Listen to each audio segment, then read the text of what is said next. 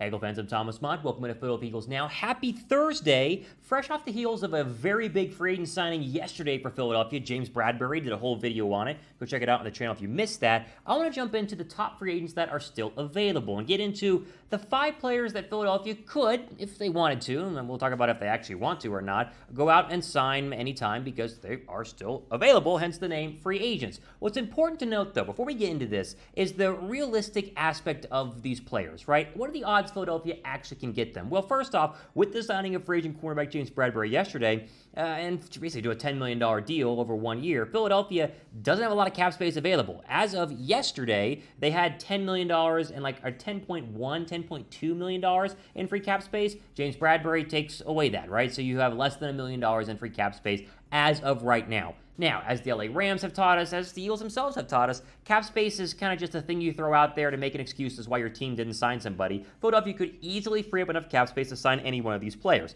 But it's important emphasizing that they necessarily don't have the money right now for any of these guys. So as we go through this list, and I don't want to see comments saying, Thomas, they can afford these players. Well, no, they can't right now. But with some contract extensions, maybe with some future cuts, maybe with some, bonuses being shifted around, you see what happens. The Atlanta Falcons were able to trade Matt Ryan, who had like the worst dead cap hit of all time, and they were still were able to do it. So just let me emphasize that even though these guys are available, and I think I will explain they make sense for Philadelphia, I think Bradberry is probably the final move, but you never know. And so without further ado, we're going to go ahead and jump into, again, the top free agents that are still available, because you're going to be surprised. Some of the names on this list, you're like, wait, there's still a free agent? That's a little bizarre, and obviously you'll see that here as we go through the list. Add bright pin comment down below. Are the Eagles done signing people? I just made the case for them possibly being done signing people. If you agree, type Y down below for yes. If you do not, you think that they still could, and hey, they might, then go ahead and type N down below for now. All right, top player on the list. Let's just jump right into the biggest fish left in the barrel, in my opinion, in free agency. It's Jadeveon Clowney. Clowney has got to be the best remaining overall player in free agency. You can make a case there's a wide receiver, and we'll talk about those in a second. But Clowney, real production last year, as we'll see here in just 1 second. Really, really good. You didn't watch a lot of Browns games last year? I didn't. I was surprised to see the numbers that Clowney put up in 2021. Also surprised to see he's still a free agent, so we'll dive into that in 1 second. First, we need your help. We are 700 subscribers away from 30,000. 30,000, which is an insane number here on a YouTube platform regarding the Philadelphia Eagles. You just don't see that. And so I appreciate, first off, all 29,300 of you. But if you are wanting to join the club, which is, in my opinion, the best place to get all your Eagles news and rumors, I'm a little biased, but, that's just me. Go down below and subscribe. We would greatly appreciate it. Help us grow here on the channel. Speaking of those Clowney numbers, look at these numbers. Throw it up. 14 games last year, so he was healthy. Big problem when he was a Titan in 2020. He had 9 sacks. Like, 9 sacks is pretty darn good, and he's not that expensive overall. You're not looking at a $10 million a year contract. 11 TFLs, 32 quarterback pressures. Now, yes, he did play alongside Myles Garrett, and anytime you play with Myles Garrett, you're going to get a lot of one-on-one opportunities because Garrett demands so much. But couldn't Clowney dominate on the Eagle defensive line? Now, the question really is not going to be could he, it's would he have room to? And when I say room to, look at this defensive line. Like, pre-free agency, pre-draft, they definitely needed Jadeveon Clowney. They had nobody. But now, you get Brandon Graham back, you have Hassan Reddick, you re-sign Josh Sweat, you get Jordan Davis, Fletcher Cox back on a 1-year deal, obviously Derek Barnett for some depth, although we all don't like him, but depth nonetheless.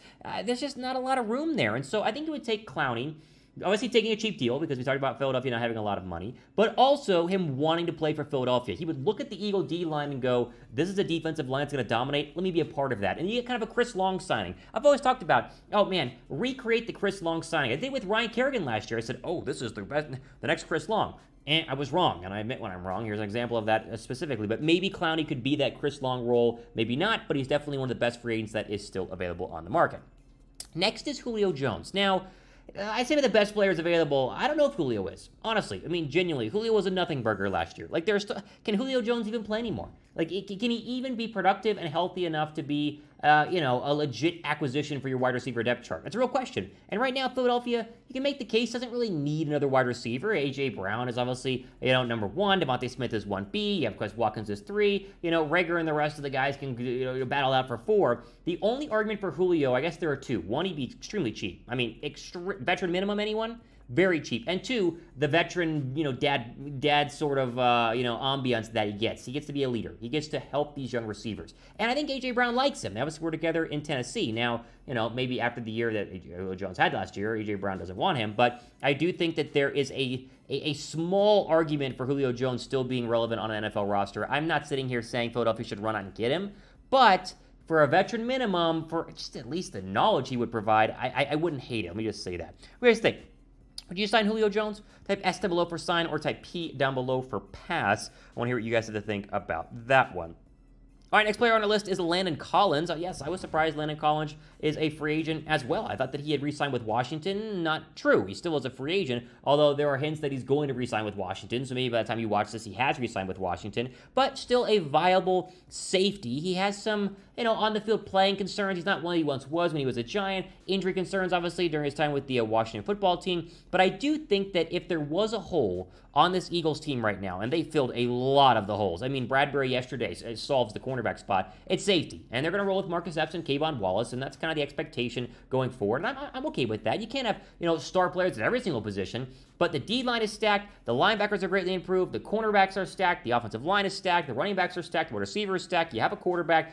There's no hole minus that 160 spot opposite of Anthony Harris. So if you wanted to just try to throw another body back there, maybe Collins makes some sense. He wouldn't be very expensive, $3 to $6 million a year. Again, I expect him to re-sign with the Commanders, but you never know. We got to add him to our list because there aren't a ton of free agents that are available, but he remains one of them. All right, if we go ahead and get into number 4, and you guys will be shocked by number 4. Maybe I should have put number 4, but just wait and see. You guys want to bet on the Week 1 odds? The Week 1 odds are out. The Detroit Line game, the odds are out right now. Bet on it with our friends at BetUS. JetSports.com/bet. That promo code is Eagles125. Get you 125% deposit bonus whenever you first sign up, and that means that you can bet on Philadelphia. Right now, they're 4.5-point favorites, which shows you how confident teams are. 4.5 points in the National Football League is a big number. And it's Week 1, and Detroit, Detroit's going to be better. I think they got some speed on the outside. Jared Goff could be the quarterback again. I think they're going to be a good football team, but 4.5 for Philadelphia, over under 46.5, maybe you take that bet because the line might shift as we get closer and closer to the actual start of the NFL season in the favor of Detroit. And so you can go ahead and improve there in your total Eagle bets. But do that, friends, at BetUS, JetSports.com/bet. All right, I don't know if I even believe this one, but I put it down there anyway just to see what the comments would say. Nick Foles. Thomas, stop. This is ridiculous. I know. They're not going to re-sign, and they're not going to bring back Nick Foles, but could they? I mean, he is a free agent. The only way this would happen, let me just explain it. Before you guys freak out in the comment section, listen to me. Only way this happens is if they trade Gardner Minshew before training camp, right? Because Gardner Minshew is quarterback number 2, and I love him as quarterback number 2. Great backup. We saw that. Fantastic backup quarterback. I think he deserves a chance to start somewhere else, right? But he's not going to compete with Jalen Hurts. Hurts is the guy.